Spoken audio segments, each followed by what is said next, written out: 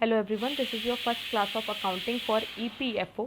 तो सबसे पहली चीज़ आपको ये पता होना चाहिए कि किसी भी सब्जेक्ट को अगर हम स्टार्ट कर रहे हैं तो सबसे पहले इंपॉर्टेंट होता है कि उसके आप बेसिक्स को पढ़ना बहुत ज़रूरी है।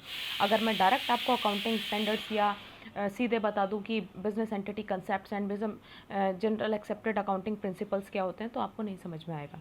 तो सबसे पहले आपका इंपॉर्टेंट बनता है, बहुत छोटी सी क्लास है हमारी, क्योंकि अभी मैं सिर्फ आपको कंसेप्ट ही बता रही हूँ क्या है। तो आइए देखते हैं हमारी क्लास के बारे में क्या क्या है। तो सबसे पहला है आपका, अगर आपसे क्वेश्चन पेपर में पूछ लिया जाता है who was the father of accounting, the answer is Luca Pacioli. The answer is Luca Pacioli. Then second आपका आता है who was the Indian father of accounting, तो उसका आंसर होगा आपका KS Iyer. KS Iyer was Indian father of accounting and Luca Pacioli was the father of accounting. Second चीज़ आती है आपकी accounting and what is book keeping. Accounting क्या है? Accounting is an art of classifying, identifying, classifying, measuring, recording, summarizing, analyzing and आपका communicating. ये आपको difficult पड़ेगा, मैं आपको कोड वर्ड्स में बताती हूँ किस तरह से आपको पढ़ना है। देखिए, एक चीज़ आप नोट कर लीजिए, नोट डाउन करिए। ICMR, ICMR and SAC, ICMR SEC, ICMR SEC। तो what is I stands for identifying, C stands for classifying, M stands for measuring, R stands for recording, S stands for summarizing and A stands for analyzing और आपका C stands for communicating।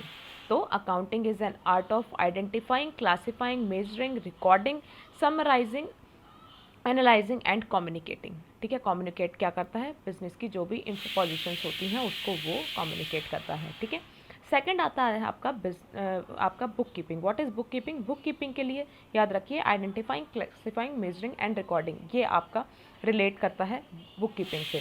तो what is, अगर मैं general उसमें बताऊं what is book keeping, तो book keeping क्या है? Book keeping is a process of recording your companies accounts. Bookkeeping is a process of recording your company's account in a proper or an organized way on daily basis. This is called bookkeeping, and bookkeeping starts where accounting ends. Bookkeeping starts where accounting ends. Statement में अगर आपके पास आ जाए book keeping is a part of accounting, yes book keeping is a part of accounting.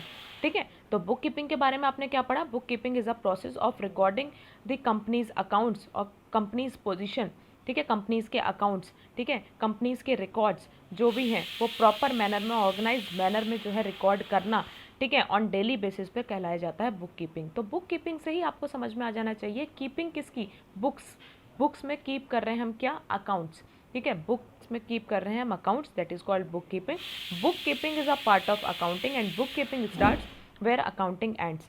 उसके बाद आता है आपका what are events and event and transaction में डिफरेंस क्या है?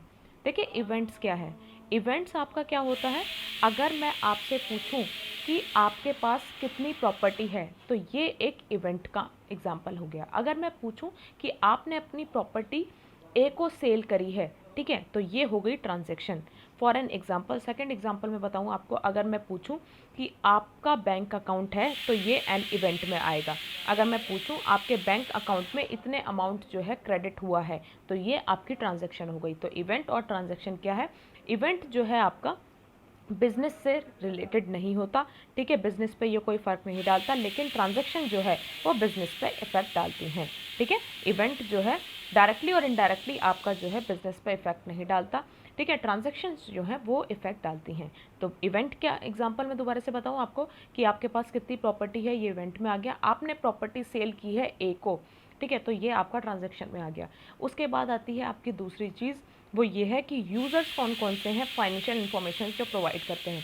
तो देखिए, इसमें आपके दो चीज़ों में वो बाइफिकेट होता है, एक है इंटरनल यूज़र्स, एक है आपके एक्सटर्नल यूज़र्स। तो इंटरनल यूज़र्स में आपके कौन कौन आते हैं? इंटरनल यूज़र्स में आते हैं आपके मैनेजर्स, आपके एम्प्लॉयज़ एंड ऑनर्स। ठीक है, उसके बाद जितने भी एक्सटर्नल यूज़र्स हैं वो आपको मैं बताती हूँ वो क्या क्या हैं। गवर्नमेंट हो गया, पब्लिक हो गया, ऑडिटर्स हो गए, और आपके क्या कहते हैं, ऑडिटर्स हो गए, टैक्स हो गया, ये सब चीज़ें जो भी हैं आपकी, कस्टमर्स, ये सब आपके एक्सटर्नल में आ गए। इंटरनल में केवल याद रखिए, इंटरनल में आपके कौन कौन से हैं?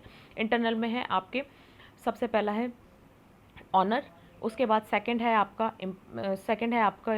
मैनेजर्स, ठीक है, एंड थर्ड है आपका एम्प्लॉयज़। बाकी जितने भी बचे वो आपके एक्सटर्नल यूज़र्स हैं।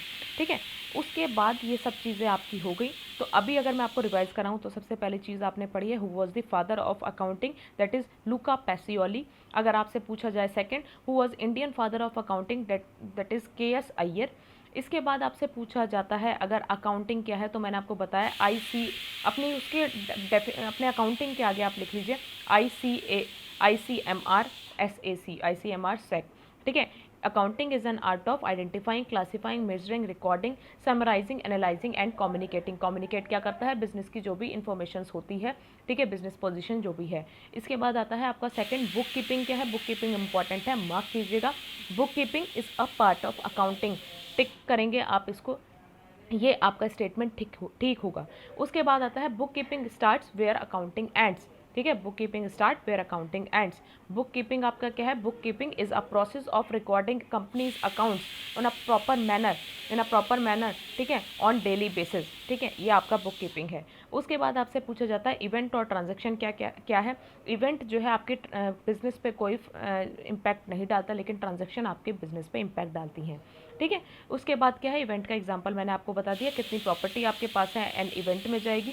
अगर आपसे पूछा जाता है कि ये प्रॉपर्टी आपने ए को सेल की है या बी को सेल की है, तो वो आपका ट्रांजैक्शन में जाएगा। अगर मैं पूछती हूँ आपका बैंक अकाउंट है, तो वो आपका इवेंट में जाएगा। अगर मैं पूछती हूँ आपके बैंक अकाउंट में इतने अमाउंट क्रेडिट हुए हैं, तो वो एक ट्रांजैक्शन है, ठीक है। What are the users of financial information, तो यूजर्स कौन कौन से हो गए, तो यूजर्स आपके एक्सटर्नल इंटरनल यूजर्स हो गए। इंटरनल यूजर्स में आपके तीन चीज़ आएंगी, ऑनर आ गया आपका, उसके बाद आ गया आपका एम्प्लॉयज़ एंड आपके आ गए मैनेजर्स। बाकी जितनी भी हो गई tax authorities, government, public and आपके कस्टमर्स, और उसके बाद जितने भी हो गए ये सब आपके आएंगे एक्सटर्नल्स में। उसके बाद एक टर्म होती है आपकी stake holder and share holders. तो स्टेक होल्डर आपके क्या है, स्टेक होल्डर्स आर डायरेक्टली और इनडायरेक्ट, ये आपके इनडायरेक्टली क्या कहते हैं, आपके बिजनेस से रिलेटेड होते हैं, लेकिन जो शेयर होल्डर्स हैं वो डायरेक्टली रिलेटेड होते हैं बिजनेस से। तो यहाँ तक थी आपकी फर्स्ट क्लास जो कि अकाउंटिंग के बारे में थी। आई होप आपको ये लेक्चर अच्छा लगा हो। Thank you so much.